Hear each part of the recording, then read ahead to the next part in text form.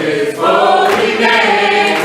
I love to praise His holy name.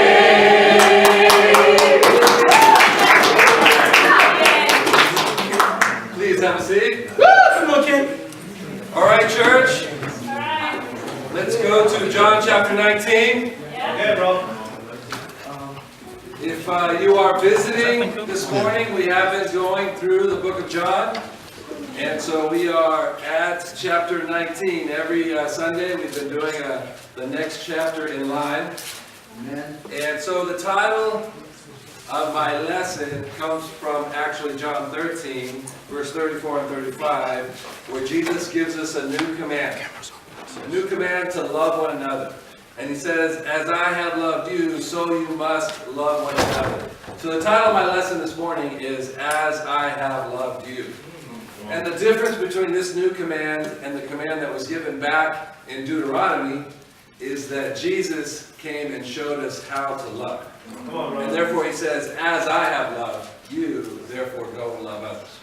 And, when you ask people, so what did Jesus do that was different? Well, he came and he took the burden of the cross. Yeah. And so chapter 19, we're going to be able to see the extent of his love for us. And so I have 3 points for us this morning.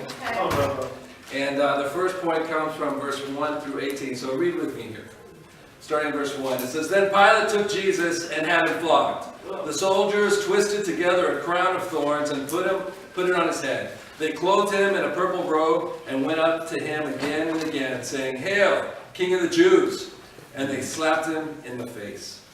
Once more Pilate came out and said to the Jews gathered there, Look, I am bringing him out to you to let you know that I find no basis for a charge against him. When Jesus came out wearing the crown of thorns and the purple robe, Pilate said to them, Here is the man.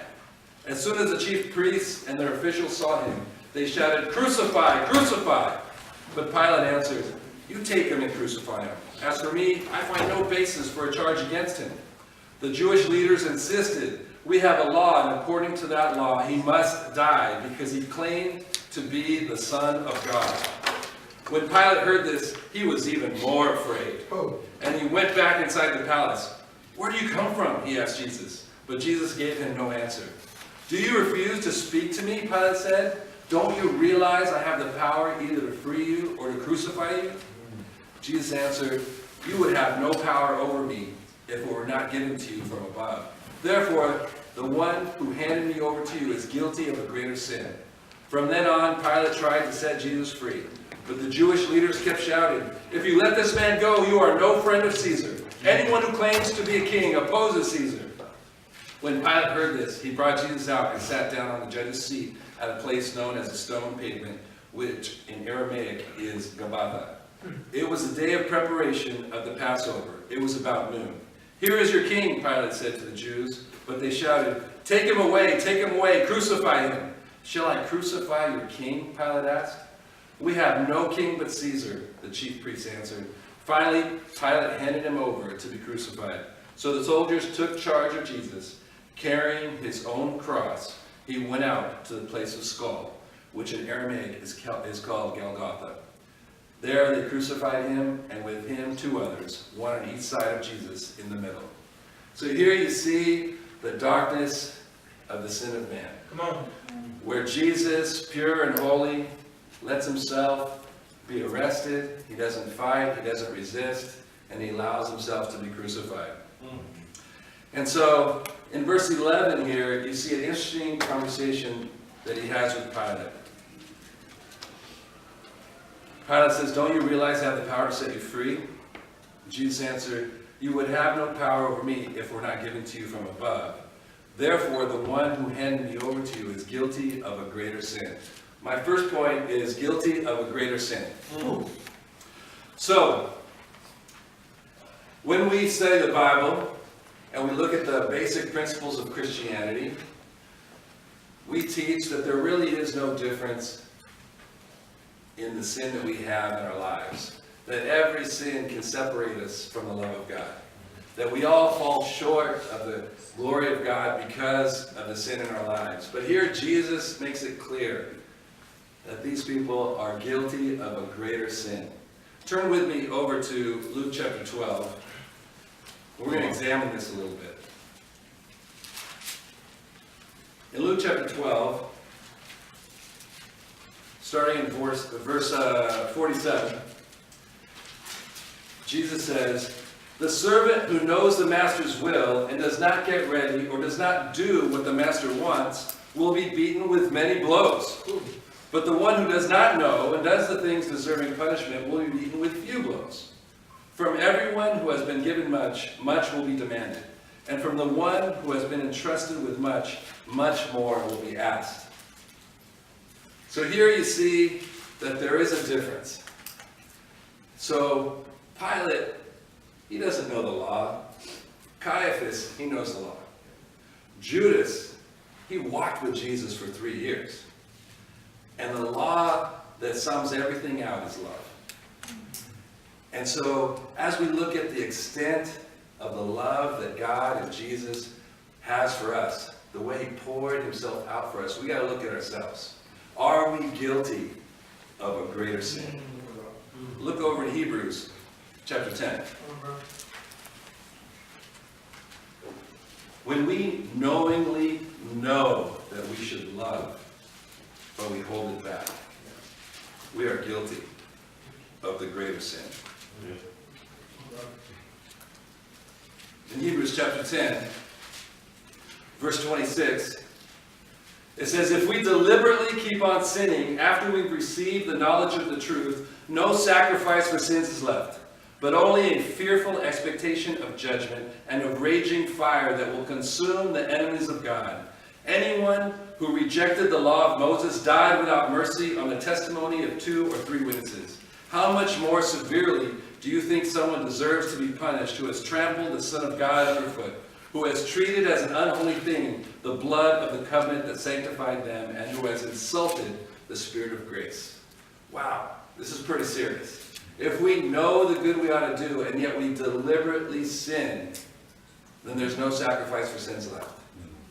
That's what the Bible teaches. But we ought to make sure we take this into context. So let's read right above here, starting in verse 23, and we'll understand it better. In verse 23 it says, "Let us hold unswervingly to the hope we profess, for he who promised is faithful. And let us consider how we may spur one another on towards love and good deeds. Not giving up meeting together as some are in the habit of doing, but encouraging one another, and all the more as you see the day approaching." He's talking about coming together and spurring one another on toward love and good deeds. Yeah. And when we deliberately don't come together and have that in our hearts, we're guilty of the greater sin. This is why God sent Jesus down for us, to show us the extent of his love. And Jesus says, "As I have loved you, so you must love one another." And we're called to come together. And I know sometimes it's inconvenient to put self down and go and do a Bible study with someone who doesn't know God. I know it's inconvenient to put self down and go to the open mic where you can meet people. I know it's inconvenient when you have to cross the river to go to midweek or to go do something where we can come together and spur one another on towards love and good deeds. But this is what we're called to do. This is what Caiaphas was called to do. This is what Judas was called to do. And they were guilty of the greater sin. Yeah. So you have to check your heart. You have to understand this is the call of a disciple. Look over at Luke chapter 9. Come on, bro. Come on, bro. We are called to be like Jesus. There's awesome, bro.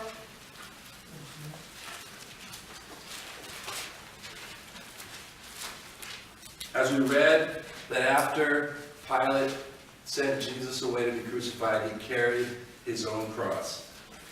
And Jesus, knowing that this was going to happen, turns to the crowd and to those that were following him in verse 23. It says, Then he said to them all, whoever wants to be my disciple must deny themselves and take up their cross daily and follow me. This is the call. If you say you're a Christian, if you want to be a Christian, you understand that this is the call.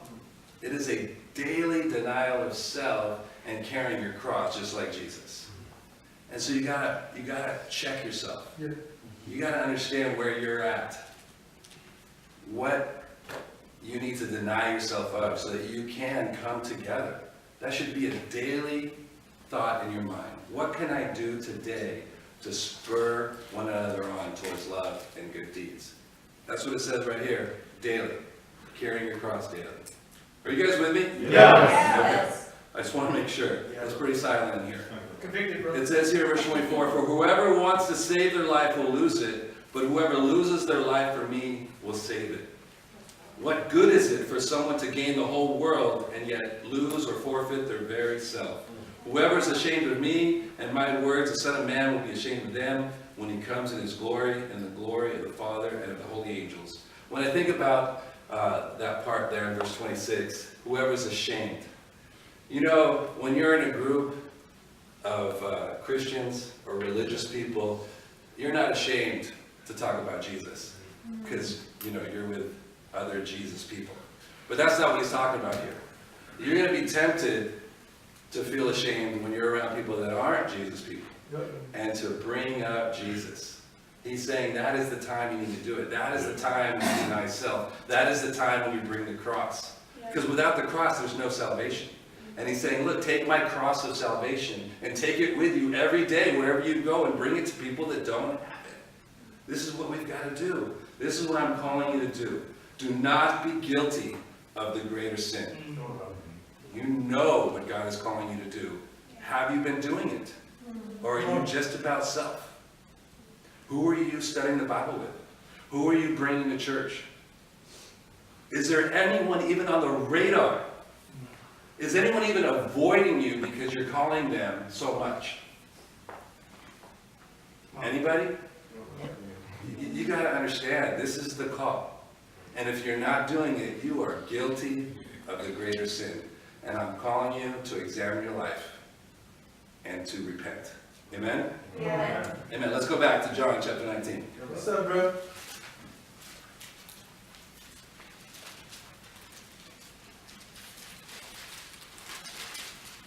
In verse 19, it continues. My second point is love language. And everyone loves the love language, right? There's the book, The 5 Love Languages.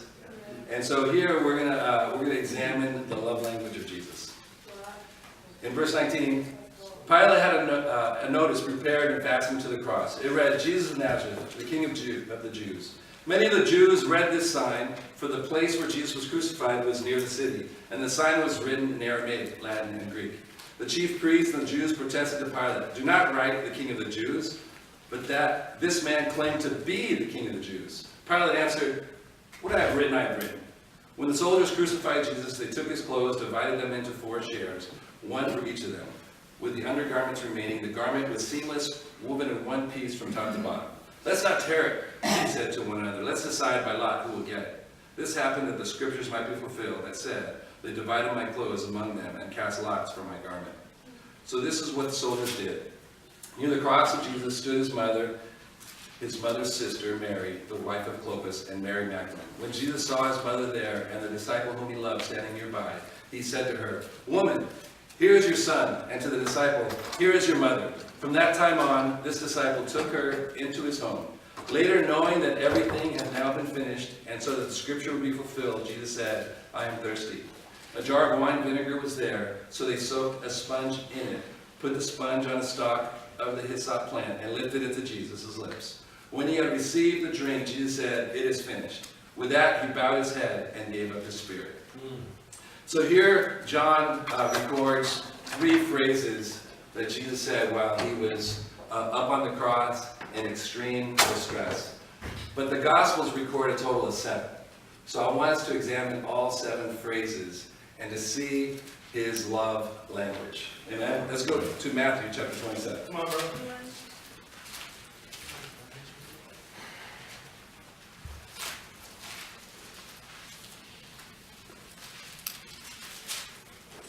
Come on, Dave.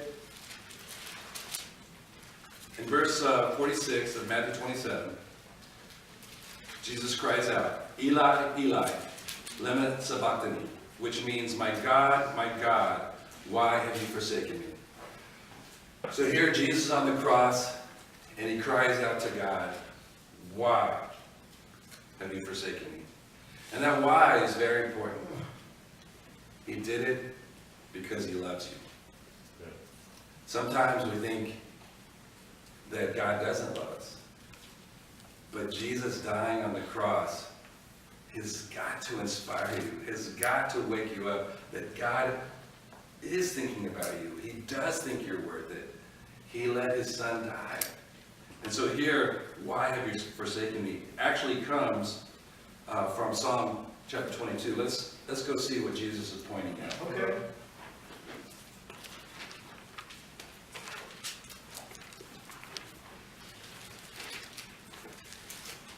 In Psalm 22, written 1,000 years before Jesus on the cross. Verse 1, my God, why have you forsaken me? Why are you so far from saving me? So far from my cries of anguish. My God, I cry out by day, but you do not answer. By night, but I find no rest. Yet you are enthroned as the Holy One. You are the one Israel praises. In you our ancestors put their trust. They trusted, and you delivered them. To you they cried out and were saved. In you they trusted and were not put to shame. But I am a worm and not a man, scorned by everyone, despised by the people. All who see me mock me. They hurl insults, shaking their heads. He trusts in the Lord, they said. Let the Lord rescue him. Let him deliver him, since he delights in him. Isn't that amazing? That's exactly what happened on the day Jesus was on the cross. Yes. And you see Jesus' heart right here. He points to this psalm. This is what Jesus is thinking about. And he says he trusts in God. That's got to be our heart. In times of distress, do we trust in God? Do we put our faith in God when things are tough? And I think the problem for us, for those of us that don't trust in God, is that we think we are something, when really we are nothing. Yep. If Jesus himself says, but I am a worm, I'm not a man, what does that make me? I'm like a maggot. I'm worse than a worm compared to my Lord. And so when we think we're something, we do not have the right relationship with God. We have to understand his power, his might, his glory. We have to understand that we can put our trust in him. When things are tough, when things are really hard, that we can trust in God. Yeah. That we can love God, and that he does love us, just like he loves his son up on the cross. Does that make sense? Yeah. We can't freak out when things are tough. We got to trust in God. Yeah. Look at Luke chapter 23. Come on.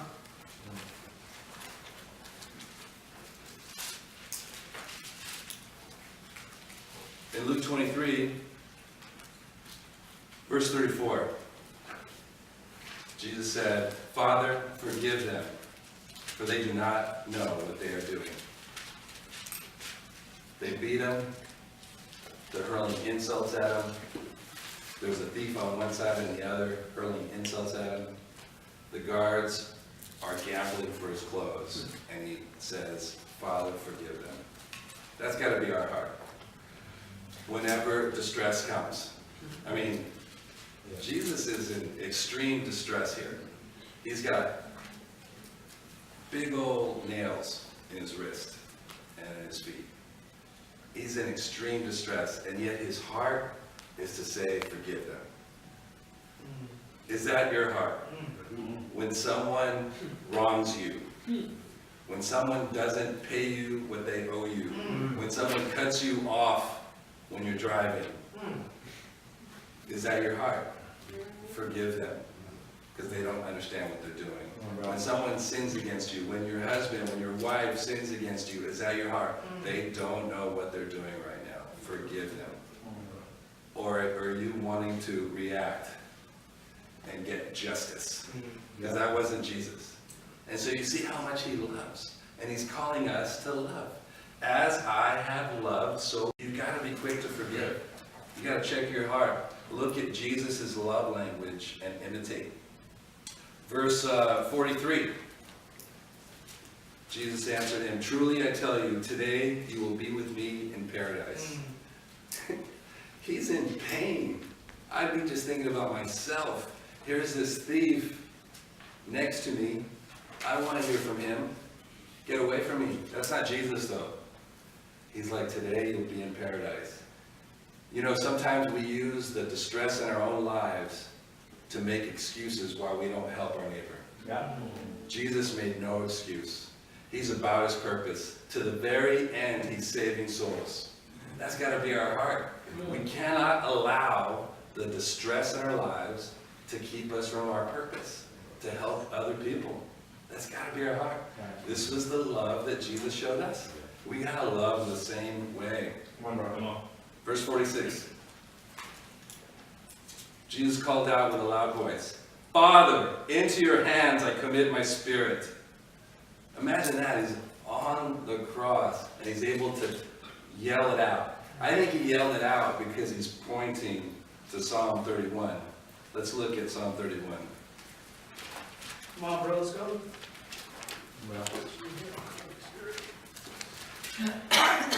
Verse 1. In you, Lord, I have taken refuge. Let me never be put to shame. Deliver me in your righteousness. Turn your ear to me. Come quickly to my rescue. Be my rock of refuge, a strong fortress to save me. Since you are my rock and my fortress, for the sake of your name, lead and guide me. Keep me from the trap that is set for me. For you are my refuge. Into your hands I commit my spirit. Deliver me, Lord, my faithful God. This was Jesus' heart right here. Yeah. He's saying, into your hands I commit my spirit. And in verse 3, he says, for the sake of your name, lead and guide me. Keep me from the trap. See, if you're being led by God, you're being led by love. And if God is leading you, then you have love in your heart. And you're going to have the same heart that Jesus has. But if God is not leading you, then you do not have this heart. So you got to check your heart. Now, how do I know it's love? Well, let's just jump down to verse 7. It says, I will be glad and rejoice in your love. Verse 16, let your face shine on your servant. Save me in your unfailing love. Verse 21, praise be to the Lord, for he showed me the wonders of his love. Verse 23, love the Lord, all his faithful people. The Lord preserves those who are true to him, but the proud he pays back in full. Be strong and take heart, all you who hope in the Lord. See, you're either going to trust in God, or you're going to be proud and trust in yourself. That's not a good place to be. You got to trust in God.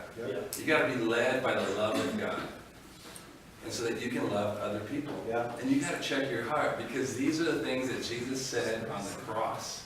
These are the words that he spoke while he was showing us the extent of his love. Let's go to John 19. Come on, bro. Come on, bro. Let's go.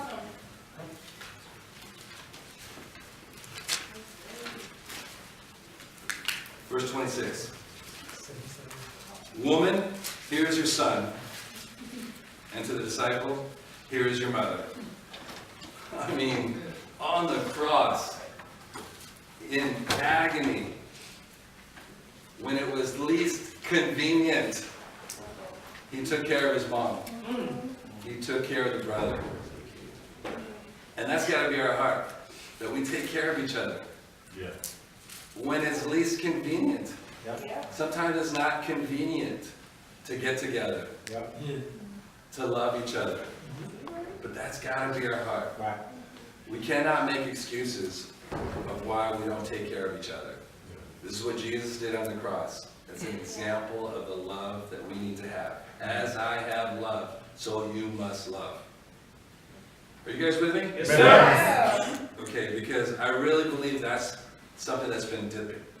Like I felt a lot of love, and then I think it's starting to dip. And I really want us to look at our hearts and take it to a different level, where we're calling each other every day, where we want to be together, Yes. where we want to have family times.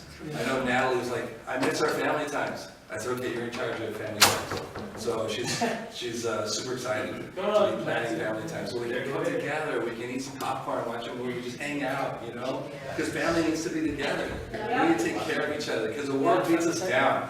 When we're not with the kingdom, we're just getting beat down. Yeah. And so we need to come together Yeah. and encourage one another. In verse 28, he says, I am thirsty. This one right here reminds me of Matthew 5. Turn over to Matthew 5. Okay. Here's how I imagine Matthew 5. He's up on the mountain. This is the very first sermon that he preaches. It's called the Sermon on the Mount. And I picture him, Jesus, God in the flesh, knowing everything, looking down to the valley of the skull where he's going to be crucified 3 years from now. So 3 years from now, he knows what that day is going to look like, what it's going to feel like. And so he says, blessed are the poor in spirit, for theirs is the kingdom of heaven. Blessed are those who mourn, for they will be comforted. He's seeing it. Blessed are the meek, for they will inherit the earth. Blessed are those who hunger and thirst for righteousness, for they will be filled. Blessed are the merciful, for they will be shown mercy. Blessed are the pure in heart, for they will see God. Blessed are the peacemakers, for they will be called children of God. Blessed are those who are persecuted because of righteousness, for theirs is the kingdom of heaven. Blessed are you when people insult you, persecute you, and falsely say all kinds of evil against you because of me. Rejoice and be glad, because great is your reward in heaven. For in the same way they persecuted the prophets who were before you. I believe he's looking 3 years into the future, and he's seeing this happen to himself. And I want to call you guys to do the same thing. Come on. Where are you going to be at 3 years from now? If you don't make any changes whatsoever, where are you going to be at 3 years from now? I want to call you to think greater. To think about what you can do. What the possibilities are for your life. What are people going to say about you 3 years from now? Are they going to say that you are poor in spirit, that you're mourning and comforter, that you're meek, that you hunger and thirst for righteousness, that you're merciful, that you're pure in heart, that you're a peacemaker, that you're persecuted? Is that what they're going to say about you 3 years from now because of the changes that you make today? That's what I'm calling you to do. Thirst. Thirst for that lifestyle. Thirst to be like Jesus. Yeah. You got to deny self. It's scary. I guarantee you Jesus was scared right here. Right here. He's looking into the future and he's terrified. Yeah. But he doesn't stop. It doesn't keep him from going to where he needs to go. And so the last thing he says in John 19, in verse 30, it is finished. Now, some religious people will tell you, you don't have to do anything because Jesus says it is finished in John 19. I've heard this said. I teach the Bible to people and I go, no, you got to radically change. You got to be radical. And they're like, no, you don't have to be radical. Jesus says it is finished. And therefore I don't have to do anything anymore. No one has to do anything because it is finished. But that's not the definition of this Greek word. He's saying it is accomplished. The goal that he saw in Matthew 5 was now accomplished. And we get to do that every single day. Now we know that he rose from the dead, and then he hung out for another 40 days with the disciples, and he taught them many, many things. To seek the kingdom, to go evangelize the world, and he gave them orders. So it doesn't mean that he was done. It's a false teaching to say that. But what he was saying was, I hope you're proud of me, Dad. I did it. I did it. And we can do that every day. Every day. Because I believe God puts that in our hearts when we're a little boy. I want my daddy to be proud of me. I want my dad to be proud of me. And so, we know that God is our Father. Yeah. And every day, you can get on your knees and pray, and you can say, I did it today, Dad. Yeah. I did it. I know you want me to deny myself today. I hope you're proud of me today. I did it. And you can get that feeling, that satisfaction that you've always desired as a kid. I want my dad to be proud of me. And you can do that every single day. Be like Jesus. He looks up and he says, God, I hope you're proud of me. I did it. And so this week, let love motivate you as you meditate on Jesus. Let's go on to the third point. Come on, brother. John 19, It's awesome. verse 31. Now it was a day of preparation, and the next day was to be a special Sabbath, because the Jewish leaders did not want the bodies left on the crosses during the Sabbath. They asked Pilate to have the legs broken and the bodies taken down. The soldiers therefore came and broke the legs of the first man who had been crucified with Jesus, and then those of the other. But when they came to Jesus and found that he was already dead, they did not break his legs. Instead, one of the soldiers pierced Jesus' side with a spear, bringing a sudden flow of blood and water. The man who saw it has given testimony, and his testimony is true. He knows that he tells the truth, and he testifies so that you also may believe. These things happened so that the scriptures would be fulfilled. Not one of his bones will be broken. And as another scripture says, they will look on the one they have pierced.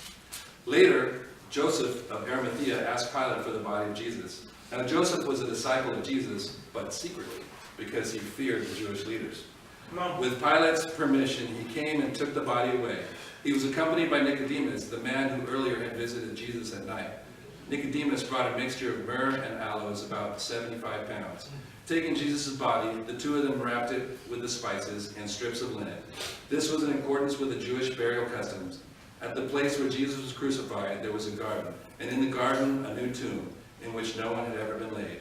Because it was the Jewish day of preparation, and since the tomb was nearby, they laid Jesus there. My last point is the day of preparation. So, in Exodus chapter 12, you can read that God gives specific plans for the Passover. And so there's a lot of preparation needed for the day of the Passover, where they come together and have a day of Sabbath, and they fast, and there's just a lot of things. There's a list.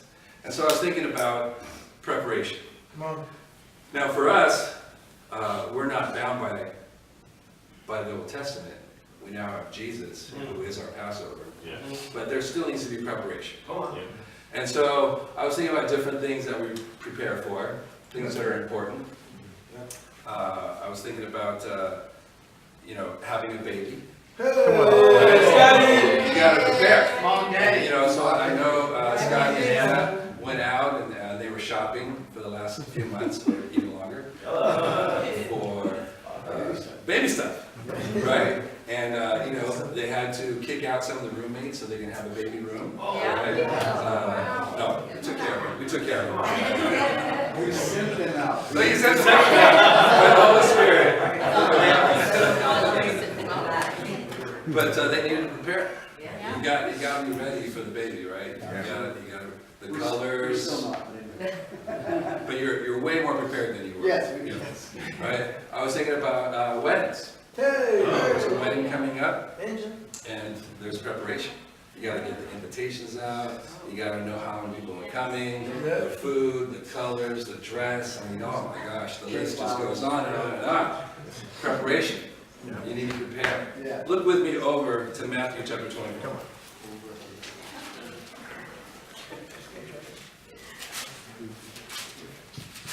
Preparation day.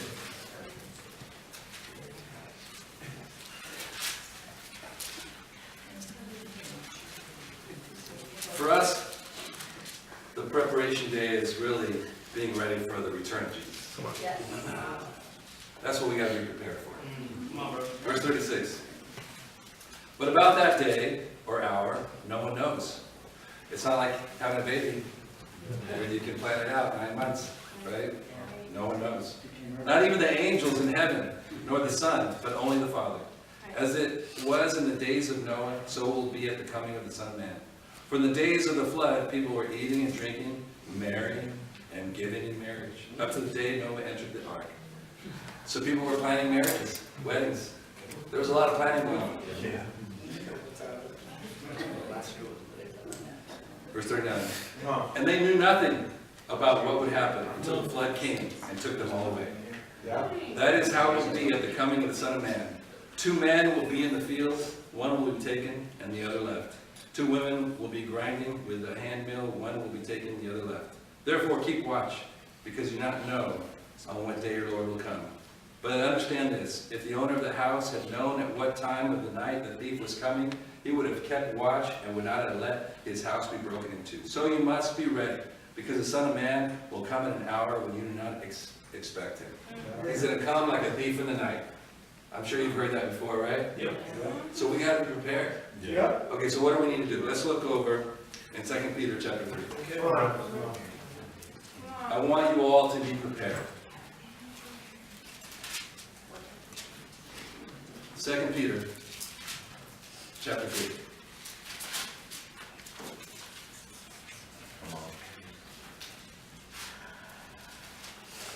Verse 10. But the day of the Lord will come like a thief. The heavens will disappear with a roar, the elements will be destroyed by fire, and the earth and everything done in it will be laid bare. Since everything will be destroyed in this way, what kind of people ought you to be? There it is. You ought to live holy and godly lives as you look forward to the day of God and the speed is coming. That day will bring about the destruction of the heavens by fire, and the elements will melt in the heat. But in keeping with the promise, we are looking forward to a new heaven and a new earth where righteousness dwells. So then, dear friends, since you are looking forward to this, make every effort to be found spotless, blameless, and at peace with him. Bear in mind that our Lord's patience means salvation. Yeah. So, this is what we need to do. Unlike the Old Testament, the New Testament has no checklist. There was a man that walked up to Jesus and said, "What must I do?" And he said, "Make every effort. Because I tell you, many will try to get in, but only a few will find it." So, you got to make every effort. There is no checklist. You just got to look at your heart. Am I giving it everything I've got? Right. Is this what I do every day? Or am I guilty of the greater sin? You cannot take this lightly. Jesus died. We just looked at it. He loved us so much. He's up on the cross, giving us words of love. How we need to forgive one another. How we need to take care of one another. How we need to thirst for righteousness. How we need to trust in God in our most extreme times of distress. Yeah. How much more when there is no distress? There's no distress. We live in a free country. You're distressed by your own evil desires that wage war against your soul. Seriously, if we were all in, we wouldn't need to be talking about special missions every single week. It would just be done. Yeah. It would be done by now. But we're consumed by our lifestyles, by what we want, what we desire, that we can't take care of the people that are in need. This room would be filled with people that do not have the knowledge that most of us have in this room. Yeah. You need to understand, you've been given so much. Yeah. And so I'm calling you, do not be guilty of the greater sin. Use the love language of Christ. Be prepared by making every effort. As I have loved you, so you must love one another. Say it with me. By this, everyone will know that you are my disciples. If you love one another. Yeah. Amen.